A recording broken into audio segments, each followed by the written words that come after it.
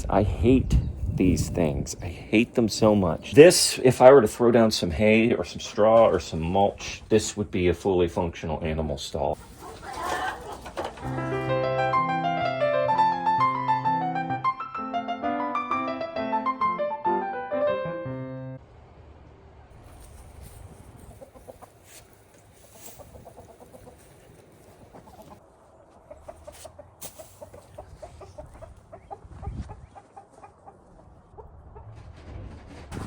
Hey guys, welcome back to the Yosted. There's so much to do that I forgot all about the pig stall that I've been working on. So I want to spend a little bit of time making some progress on that today.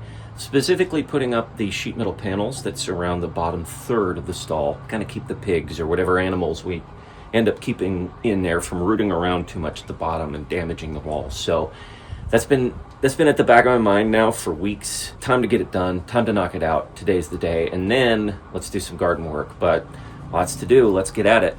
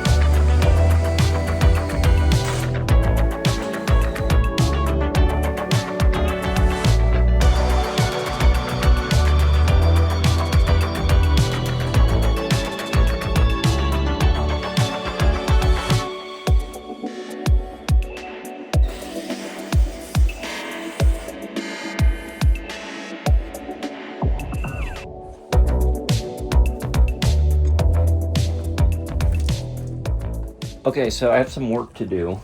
Obviously, this lip under here is something I'll need to cover up. I'll probably do what I did in the other stall and just line the bottom with bricks or cinder blocks or something. And figure out some of the corners. They're a little weird, but the next step in the pig stall project is done, and that was getting up these big sheet metal panels. This, if I were to throw down some hay or some straw or some mulch, this would be a fully functional animal stall at this point. So one step closer to keeping animals here. Probably pigs, like I said. And then I need to start thinking about what system I'm going to use out here. But we'll cross that bridge when we get there. We got so many other things to think about and do. I just wanted to get a little bit done on the stall while I had time.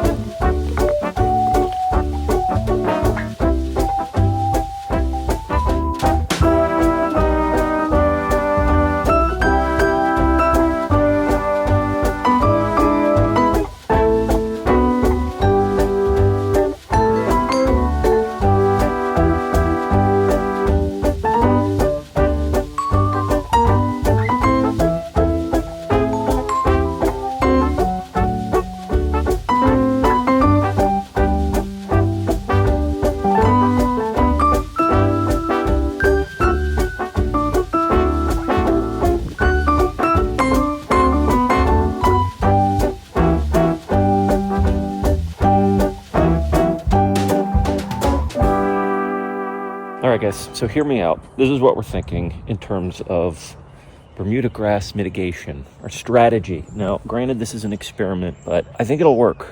So here's what the plan is. This edging stuff, we got it off of Amazon. It was pretty cheap, $30 for a 50-foot roll or something. I'd have to double check the price, but it wasn't a bank breaker. It was cheap enough to try for an experiment. Stuff is 6 inches deep, and it's meant, typically people will use it to edge out like flower gardens or something. There were a lot of reviews of people that used this as a weed blocker, specifically a grass weed blocker. Now, as you know, we've been dealing with these nasty guys called Bermuda grass.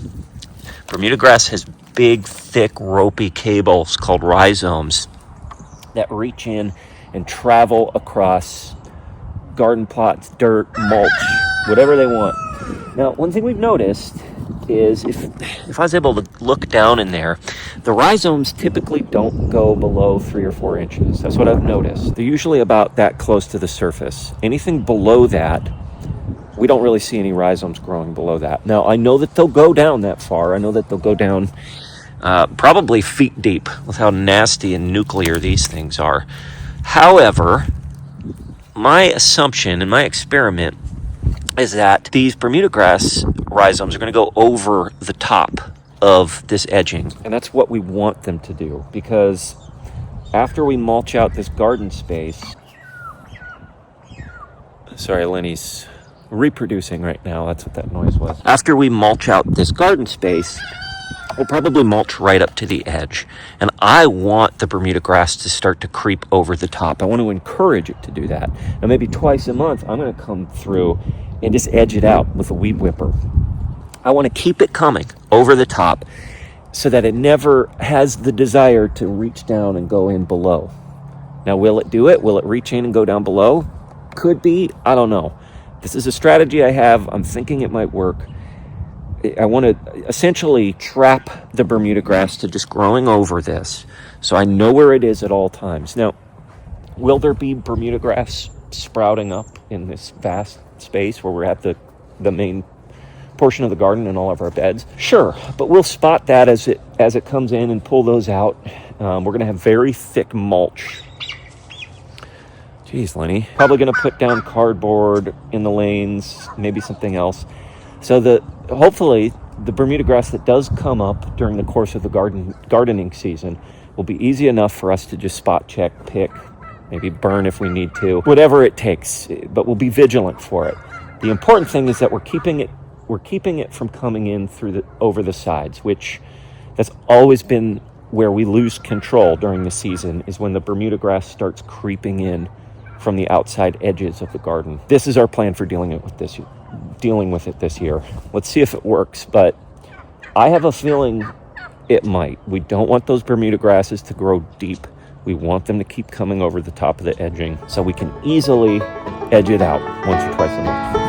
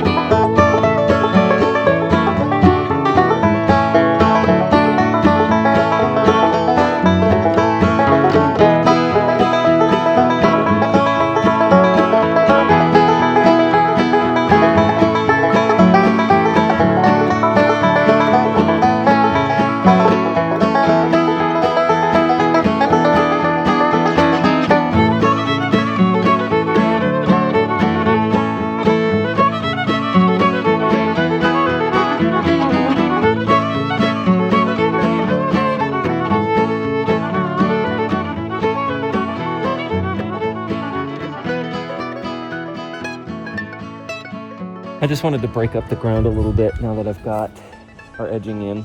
Now that the edging is in, I was joking with Holly that this garden plot looks like a giant, delicious pan of brownies, of freshly baked brownies.